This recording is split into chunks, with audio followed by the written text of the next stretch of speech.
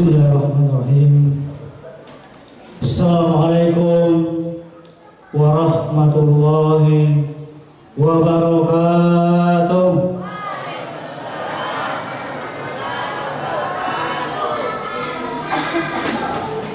Kalau dilihat banyak sekali orang, tapi begitu diberi salam cuma 2-3 orang yang menjawab. Tidak kedengaran mungkin suara Ustaz, atau malas menjawab, capek mendengarkan Ustaz ceramah. Padahal biar mau kalau sudah di luar bulan suci Ramadan tidak ada lagi. Jadi pergunakan waktu yang singkat ini untuk sholat berjamaah mendengarkan ceramah. Saya ingin mulai kembali. Assalamualaikum warahmatullahi wabarakatuh.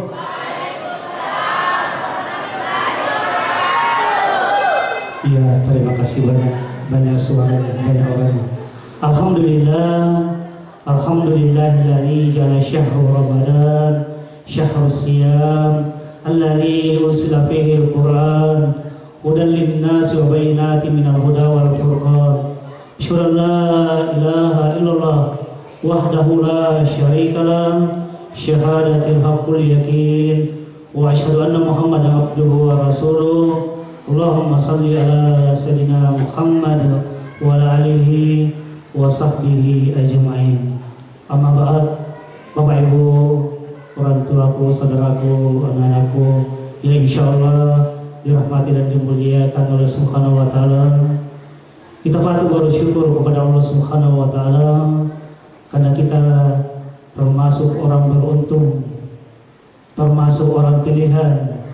Betapa banyak di luar sana yang mengaku beragama Islam, berKTP Islam, keturunan orang Islam, tetapi mereka disibukkan dengan hal-hal duniawi.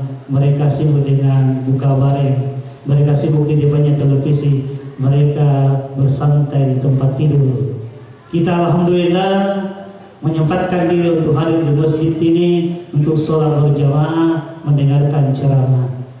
Mudah-mudahan langkah kaki kanan kita diangkat derajat kita dan langkah kaki kiri kita menuju ke masjid dihapuskan dosa-dosa kita. Amin.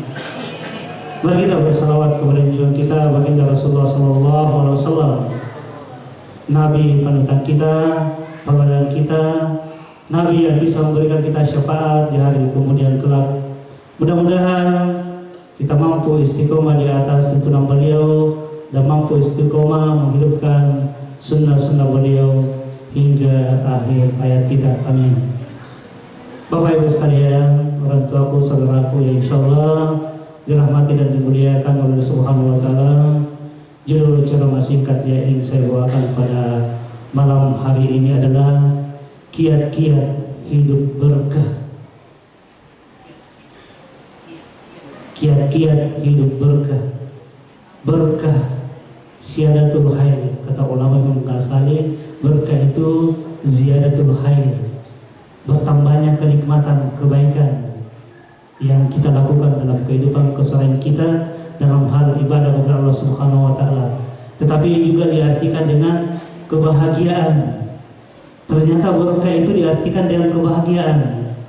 Jadi orang yang bahagia tandanya orang yang diberkahi hidupnya. Nah, apa kiat-kiatnya untuk mencapai kehidupan yang berkah dalam kehidupan keseharian kita? Yang pertama adalah iman dan takwa. Dijelaskan dalam surah Al-A'raf ayat 96. Walau anna ahlal qura amanu wattaqaw lafatahna alaihim barakatin minas sama'i wal ardh. Kata Allah, sekiranya penduduk suatu negeri, penduduk suatu kampung, desa, suatu perumahan beriman kepada Allah Subhanahu wa taala dan bertakwa karena imannya kepada Allah Subhanahu wa taala, maka kami akan turunkan, kami akan bukakan keberkahan dari langit turun ke bumi. Keberkahan dari bumi naik ke atas bumi. Menurut para mufassir yang dimaksud dengan keberkahan dari langit itu hujan yang membawa manfaat, bukan hujan yang membawa banjir. Bukan hujan yang menenggelamkan rumah kita, yang mematikan tanaman kita, tetapi hujan yang menyebabkan tanaman kita tumbuh subur. Itulah berkah. Begitupun tanaman-tanaman yang tumbuh dengan suburnya, tumbuh dengan berbuah yang lebat dan seterusnya. Jadi syarat utamanya untuk mendapatkan kebahagiaan hidup berkah adalah beriman dan bertakwa kepada Allah Subhanahu wa taala. Mengapa kita harus beriman kepada Allah Subhanahu wa taala? Karena terkadang orang mengatakan saya beriman kepada Allah Subhanahu wa taala cuma di mulutnya saja. Sementara iman itu harus perpaduan dalam hati, keluar ke mulut, kemudian muncul dalam perbuatan. Seseorang mengatakan bahwa saya beriman kepada Allah Subhanahu wa taala, tetapi dia tidak sholat, itu berarti dia bukan orang beriman. Seseorang mengatakan bahwa saya beriman kepada Allah dan Rasulullah sallallahu alaihi wasallam, tetapi tidak sholat, tidak melaksanakan sunnah-sunnah Rasulullah sallallahu alaihi wasallam, itu berarti bukan orang beriman. Begitupun sebaliknya, kalau dia mengatakan bahwa saya bertakwa kepada Allah Subhanahu wa taala, apa buktinya? Apakah kamu mengakui bahwa kamu bertakwa kepada Allah Subhanahu wa taala setelah mengatakan beriman kepada Allah Subhanahu wa taala, lantas tidak meninggalkan larangan Allah? Sebab takwa itu buah daripada iman. Orang yang beriman dan bertakwa kepada Allah Subhanahu wa taala terwujud dalam kehidupan kesehariannya, takut melaksanakan apa yang dilarang oleh Allah Subhanahu wa taala dan takut meninggalkan apa yang diperintahkan oleh Allah Subhanahu wa taala. Itulah orang yang beriman dan bertakwa kepada Allah Subhanahu wa taala. Karena itulah untuk mendapatkan keberkahan, kebaikan yang bertambah, kebahagiaan, maka miliki dua ini, iman dan takwa, yang harus diterapkan dalam kehidupan keseharian kita. Kemudian yang berikutnya harus bersabar. Kenapa harus bersabar? Hidup ini adalah ujian. Tak seorang pun yang bebas dari ujian. Dari kata Allah dalam surah Al-Anbiya ayat 53, kullu nafsin za'iqatul maut wa nabluukum bisyarri wal khairi fitnah wa ilaina turja'un. Setiap yang bernyawa itu akan merasakan kematian kata Allah. Tetapi sebelum mengalami kematian, kami akan menguji mereka. Apa ujiannya? Cobaannya pertama diuji dengan kesusahan. Adakah di antara kita manusia yang tidak pernah diuji dengan kesusahan? Rasa lapar, takut, kekurangan, kematian, penyakit, dan seterusnya. Tetapi kata Allah, jika kamu lolos dari ujian itu, maka tunggu sebentar, wabasyiris sabirin, akan kami berikan kamu kabar gembira. Apa nih kabar gembira itu? Dijelaskan dalam surah Al-Baqarah ayat 157. Ulaika alaihim salawatun min rabbihim wa rahmah wa ulaika humul muhtadun. Setelah Allah menguji dengan kesusahan-kesusahan, lalu kemudian kita sebagai hambanya, umatnya, mampu bersabar melalui ujian tersebut. Begitu ditimpa musibah, bukan hanya mengatakan ini dari Allah, bukan hanya mengucapkan inna lillahi wa inna ilaihi raji'un, tetapi itu menguatkan iman dan hati kita sehingga tetap di jalan Allah, tidak keluar dari koridor apa yang Allah kehendaki oleh Rasulullah sallallahu alaihi wasallam. Maka ulaika alaihim salawatun min rabbihim wa rahmah wa ulaika humul muhtadun. Kata Allah, mereka itu yang mendapatkan ampunan, rahmat, nikmat yang senantiasa bertambah, begitu dari Allah Subhanahu wa taala, sehingga dia merasakan nikmatnya beribadah kepada Allah Subhanahu wa taala. Dia merasakan nikmatnya bersedekah kepada Allah Subhanahu wa taala. Dia merasakan nikmatnya berpuasa dan perbuatan-perbuatan baik apa saja yang dia laksanakan, itu merasakan nikmatnya. Lalu kemudian yang berikutnya adalah zikir dan syukur atas nikmat Allah. Kalau mau tenang hidup kita, selalu ingat bahwa apapun yang kita miliki itu datangnya dari Allah. Kata Allah, wa ma minkum min ni'matin fa minallah. Apa saja yang ada padamu itu datangnya dari Allah. Coba contoh misalnya penglihatan, pendengaran. Adakah di antara kita yang mampu menyembuhkan matanya sendiri tanpa izin Allah? Jika ada, berarti tidak ada orang kaya yang buta. Adakah orang di antara kita yang mampu menyehatkan dirinya selain daripada Allah Subhanahu wa taala? Tidak ada. orang kaya yang sakit, tetapi buktinya banyak orang kaya yang sakit. Itu artinya Allah yang memberikan itu semua. Oleh sebab itu, apa saja yang ada dalam diri kita atau di luar diri kita sebagai fasilitas, maka mari kita syukuri bahwa ini adalah pemberian dari Allah Subhanahu wa Ta'ala sebagai fasilitas. Jika kita mensyukurinya sebagai fasilitas, maka insya Allah senantiasa dipergunakan ke jalan Allah dimanapun dan kapanpun kita mampu melaksanakan apa yang Allah titipkan kepada kita.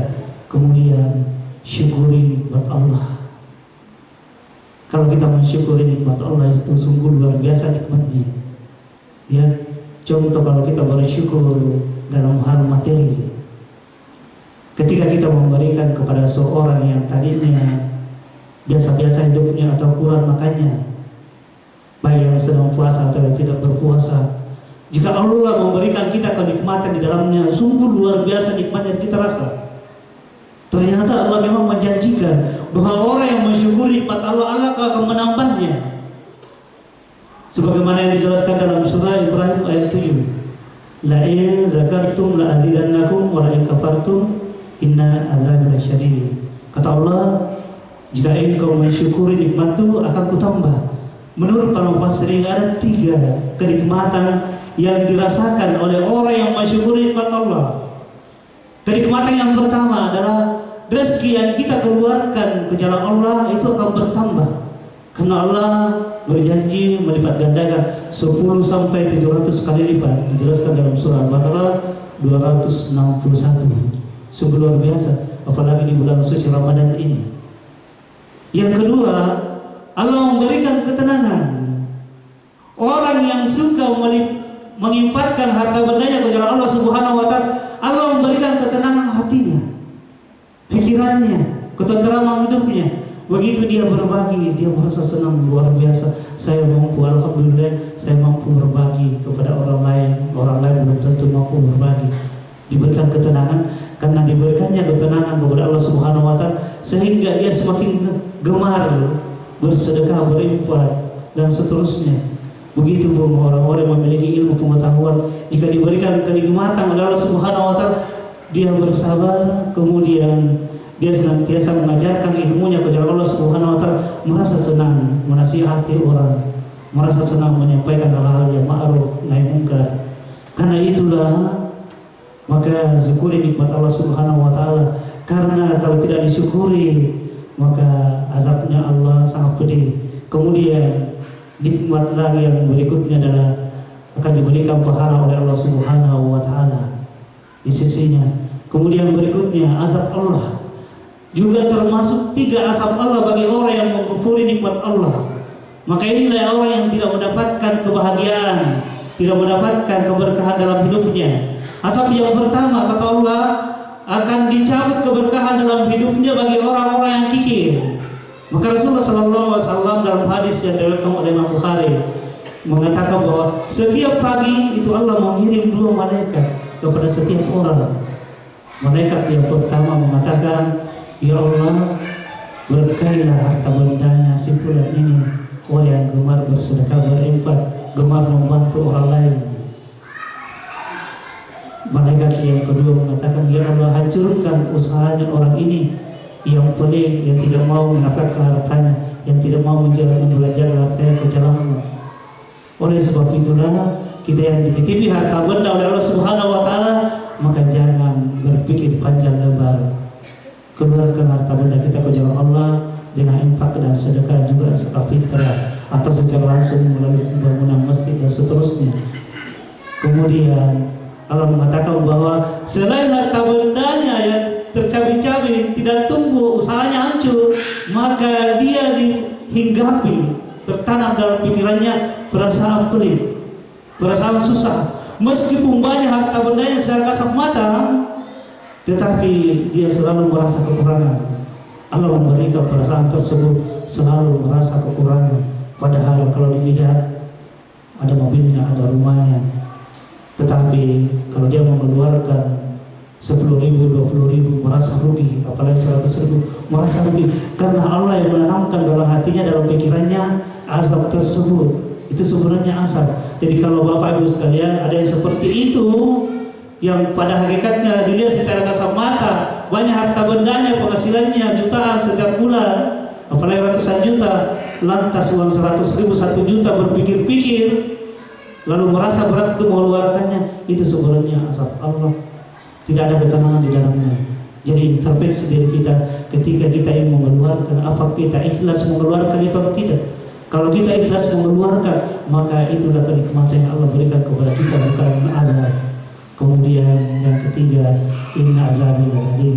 Azabnya Allah itu sangat pedih bagi orang yang pelit, bagi orang yang tidak mensyukuri nikmat Allah. Kalau azabnya Allah ditimpakan kepada kita, maka uang 1.000 pun susah keluar. Apalagi mau menyumbangkan 100.000, 1 juta untuk pembangunan masjid.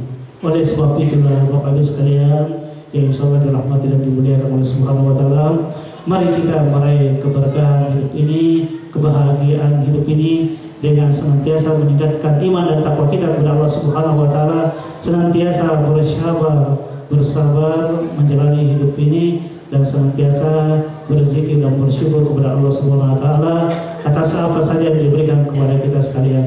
Demikian, mudah-mudahan ada manfaatnya, lebih dan kurangnya mohon dimaafkan. Wabillahi taufiq wal hidayah. Assalamualaikum warahmatullahi wabarakatuh. As-salatu ala